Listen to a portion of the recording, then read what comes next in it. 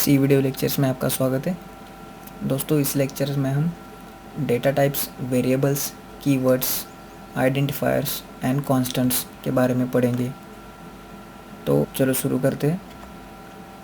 सबसे पहले हम डेटा टाइप्स एंड वेरिएबल्स एक साथ में देखेंगे। उसके बाद कीवर्ड्स क्या होते हैं, जो कि सी प्रोग्रामिंग में ऑलरेडी लैंग्वेज बनाते समय कई कीवर्ड्स उन्होंने ऑलरेडी डिफ़ाइन किए हुए हैं, जैसे कि हमने पिछले वीडियो में देखा इंटीजर, आईएनटी और रिटर्न, वो कि प्रोग्रामिंग में उनको ऑलरेडी डिफ़ाइन किया गया है।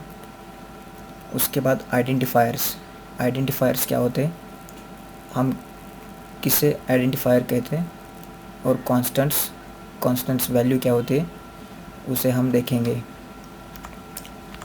तो what are the data types? Data types is used to specify the what type of data is। मतलब डेटा टाइप हमें बताता है कि किस प्रकार का डेटा कंप्यूटर के मेमोरी में स्टोर होने जा रहा है। अब डेटा जो होता है वो डिफरेंट टाइप का होता है।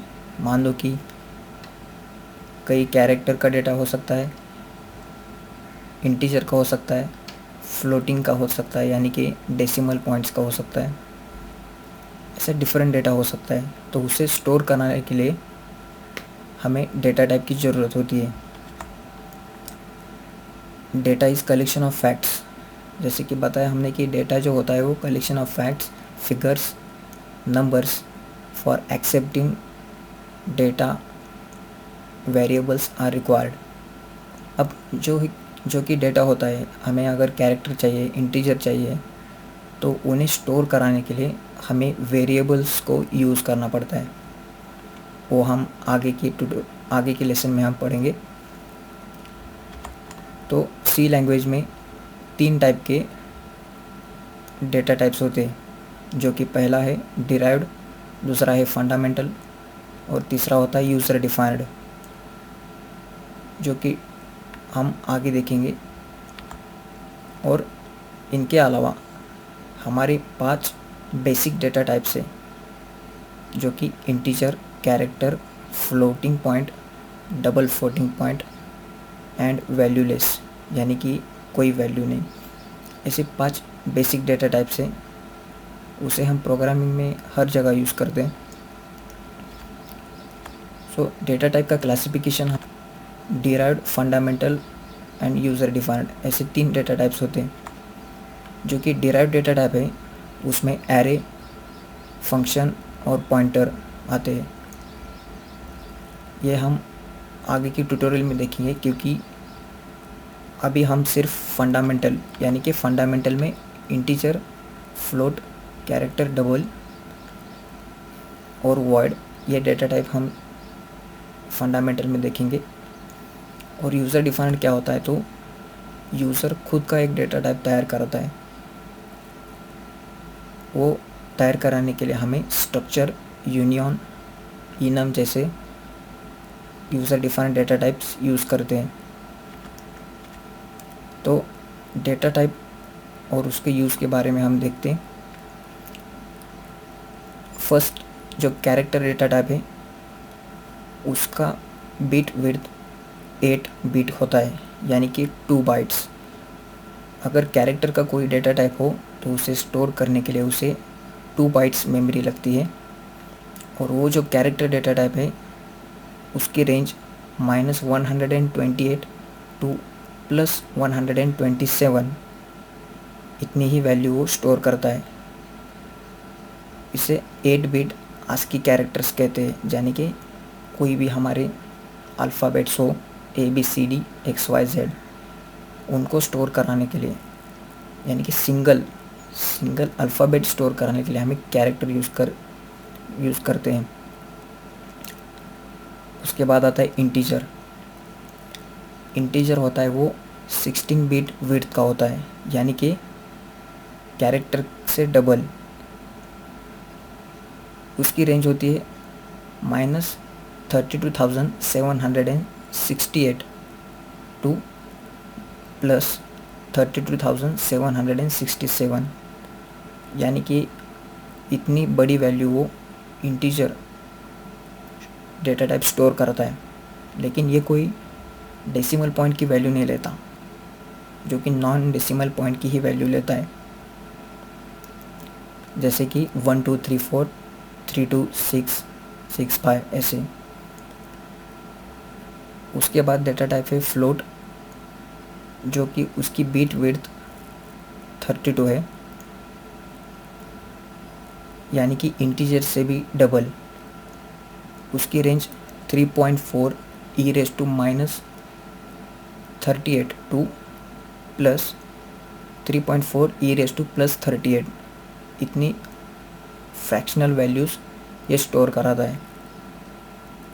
ये हमें कब ज़रूरत पड़ता है, क्योंकि हमारे पास अगर लार्ज नंबर्स हो, जैसे कि 3.14159265, जैसे कि पाई की वैल्यू हो।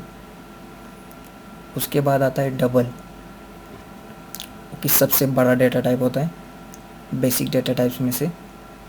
इसे 64 बीट विड्थ होती है और वो 1.7 e⁻308 टू प्लस 1.7 e⁻+3, यानी कि ये जो डेटा टाइप है वो फ्लोट से 10 गुना ज़्यादा बड़ा होता है, लेकिन डबल डेटा टाइप।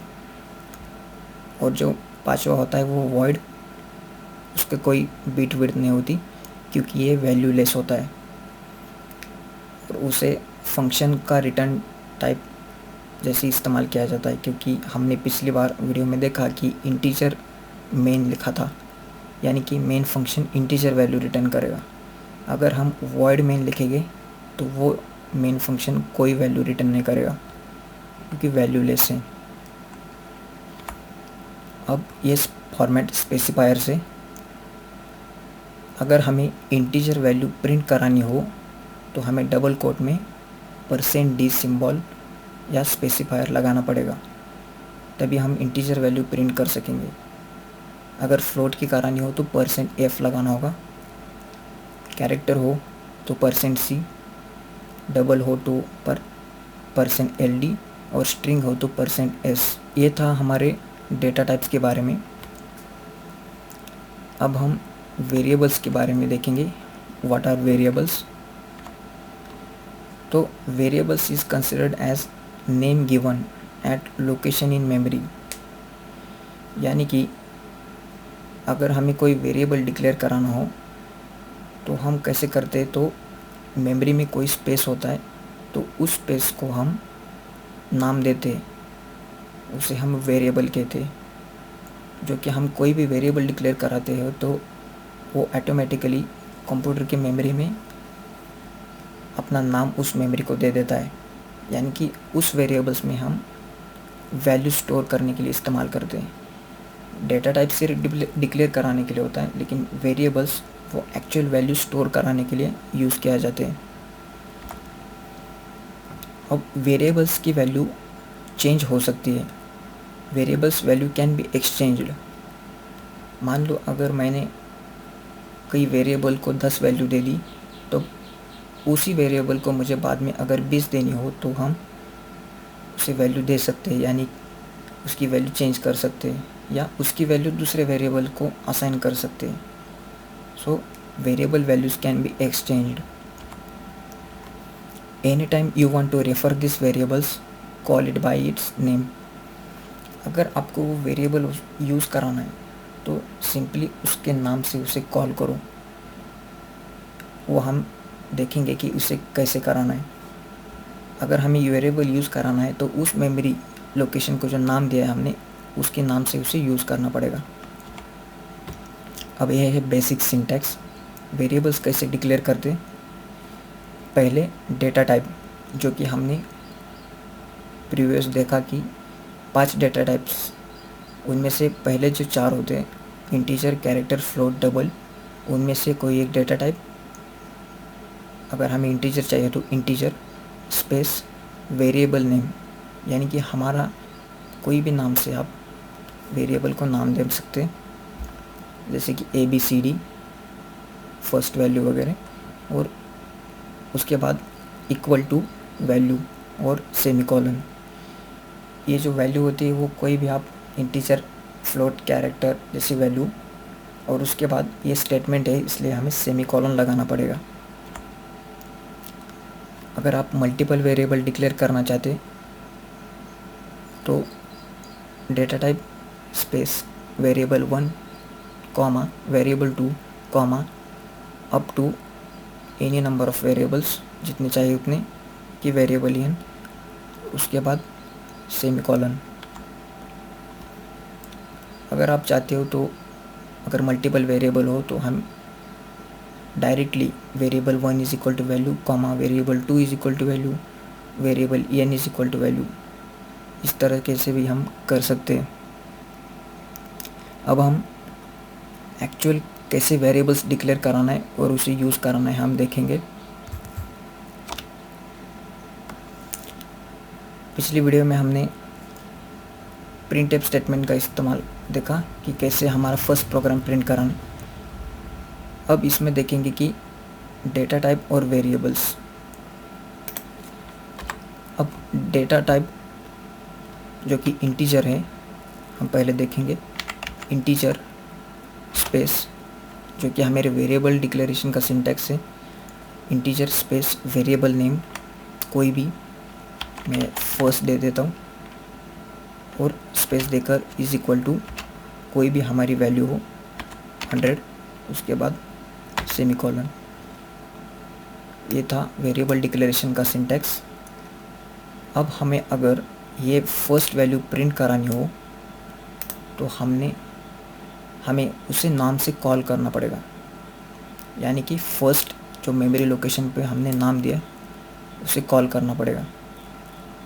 अब ये कैसे कराना है, तो इस डबल कोट्स के अंदर हमें, अगर ये इंटीजर डेटा टाइप है इसलिए हमें फॉर्मेट स्पेसिफायर %d लगाना पड़ेगा।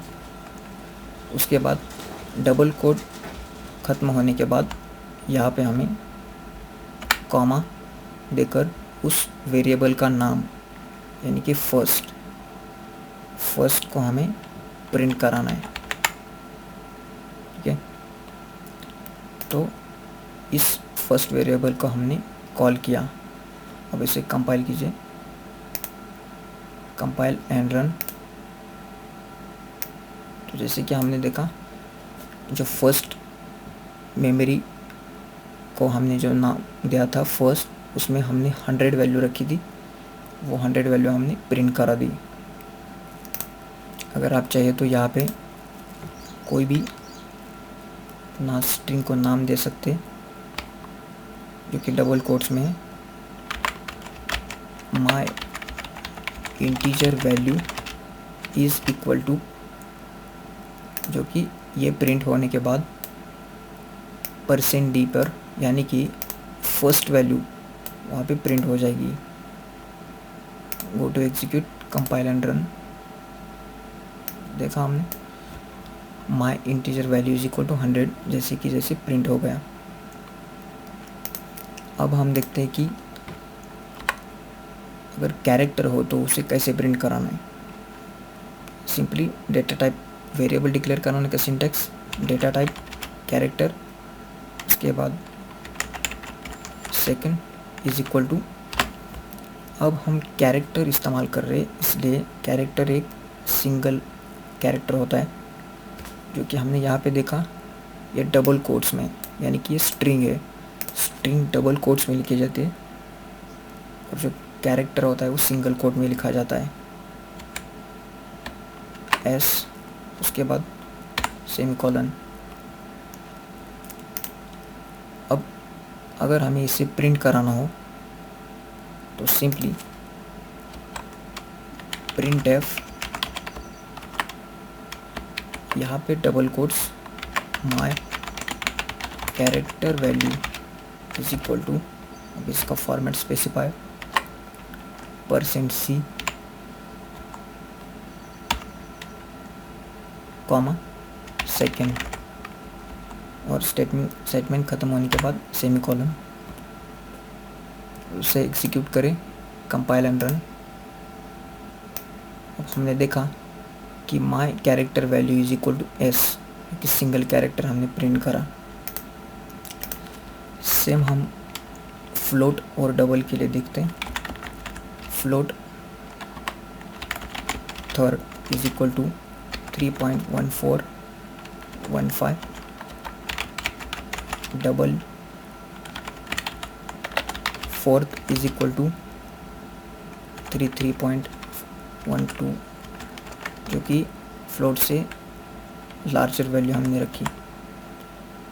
अगर आप चाहते हो तो इस स्टेटमेंट कॉपी करें और उसे 2 टाइम्स पेस्ट करें, और यहाँ पे फ्लोट वैल्यू %f थर्ड